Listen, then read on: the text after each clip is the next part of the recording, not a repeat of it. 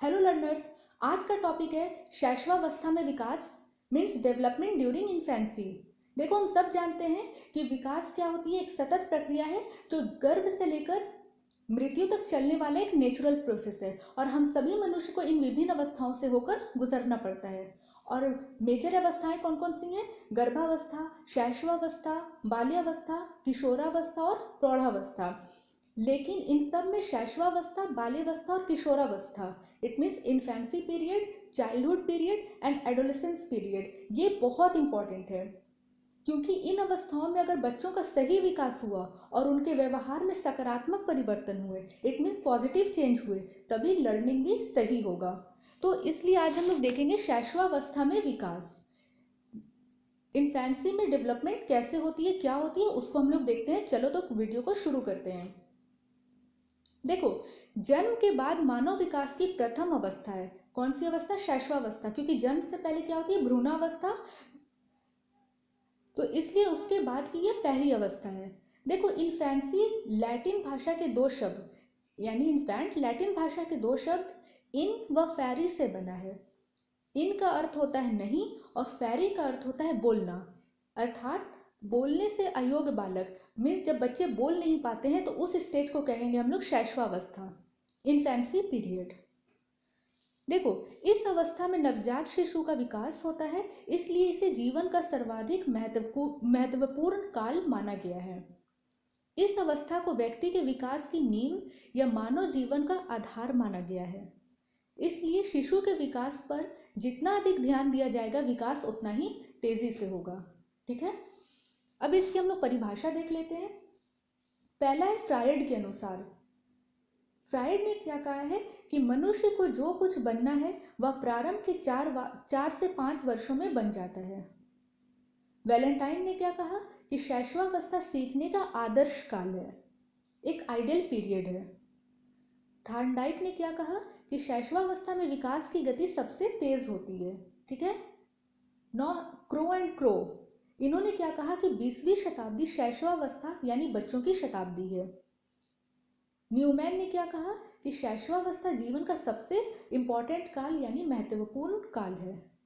एक एडलर है, उन्होंने क्या कहा है कि one can determine how a child stands in relation to life of few months after his birth.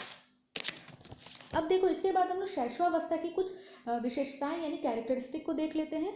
देखो, इसके लिए सबसे इजी वे होता है अपने आसपास जो भी छोटे छोटे बच्चे हैं जो कि उस पीरियड में हैं, यानी कि 0 से 6 या 5 साल के जो भी बच्चे हैं, उनको आप ऑब्जर्व करो और जो भी उनको आप देख के पाओगे वही उनके कैरेक्टरिस्टिक होते हैं, जो कि हर बच्चों में कॉमन होता है, सेम होगा। देखो, शारीरिक, मानसिक, सामाजिक, संवेगात्मक या नैतिक विकास की दृष्टि से शैशवावस्था में विशेषताएं निम्नलिखित हैं। क्या है वो? देखो, पहला है शारीरिक विकास में तीव्रता, मीन्स रैपिसिटी इन फिजिकल ग्रोथ। इस अवस्था के प्रथम 3 वर्षों में शारीरिक विकास बहुत तेजी से होता है। लंबाई तथा भार में वृद्धि के साथ शरीर के अन्य अंग, मांसपेशी यानी मसल्स आदि का भी क्रमिक विकास होता है। हम सब जानते हैं कि इस स्टेज में बच्चे क्या होता है, बहुत जल्दी उनका ग्रोथ बहुत जल्दी होना शुरू हो जाती है। दूसरा पॉइंट है कि मानसिक क्रियाओं में तीव्रता।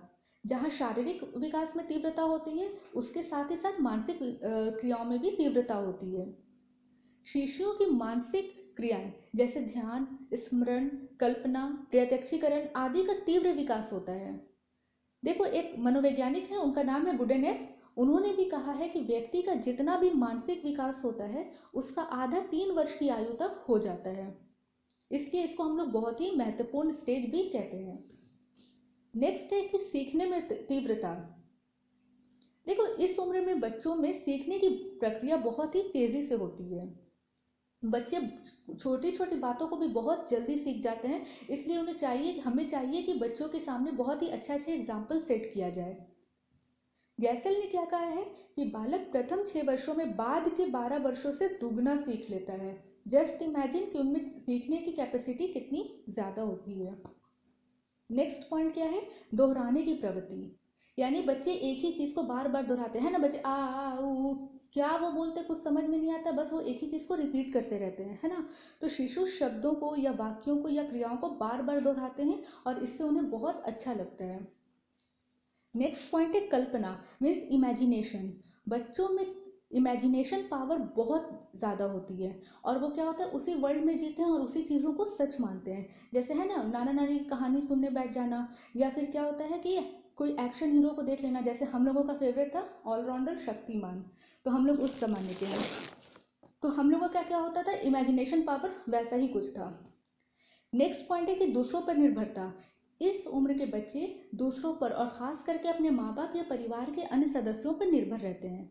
जैसे इस अवस्था में बालक अपनी भौतिक और संवेगात्मक आवश्यकताओं के लिए माता पिता और परिवार के अन्य सदस्यों पर निर्भर रहते हैं, क्योंकि खुद तो कुछ कर नहीं सकते, बहुत छोटे हैं, तो वो अपने से बड़ों पर डिपेंड होते हैं। नेक्स्ट पॉइंट है अनुकरण द्वारा सीखना। अनुकरण मीन्स नकल करके सीखना, इमिटेशन के द्वारा सीखना। तो बच्चे क्या है जैसे जैसे बड़े करते हैं उनको देखकर नकल करना सीखते हैं और इस तरह से वो सीख जाते हैं।